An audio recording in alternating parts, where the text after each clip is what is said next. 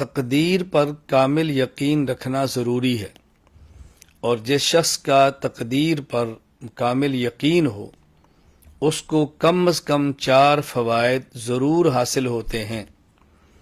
فائدہ نمبر 1، وہ اپنے کاموں کے لیے جائز اسباب اختیار کرتا ہے اور ناجائز اسباب سے بچتا ہے، کیونکہ اس کو یقین ہے جو میرے مقدر میں ہے مجھے ملنا ہے، جو میرے مقدر میں نہیں وہ نہیں ملنا، تو جائز اسباب اختیار کرے گا اور ناجائز اسباب سے بچے گا۔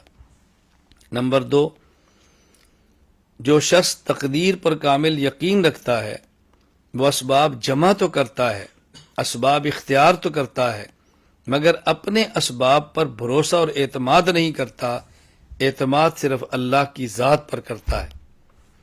نمبر 3، جو شخص تقدیر پر کامل یقین رکھتا ہے اگر اس کو تکلیف، رنج، مصیبت، کوئی دکھ آ جائے تو اس کے لیے اس کو برداشت کرنا، اس پر صبر کرنا بہت آسان ہو جاتا ہے۔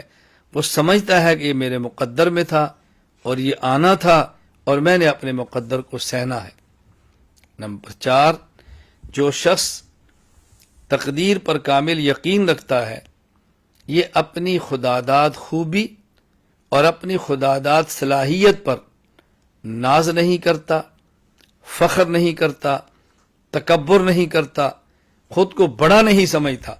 وہ سمجھتا ہے کہ یہ میرے مقدر میں صلاحیت تھی جو اللہ نے عطا فرما دی، میرے مقدر میں نہ ہوتی تو مجھے کیسے ملتی۔ اللہ تعالی ہمیں تقدیر پر کامل اور مکمل یقین عطا فرمائے۔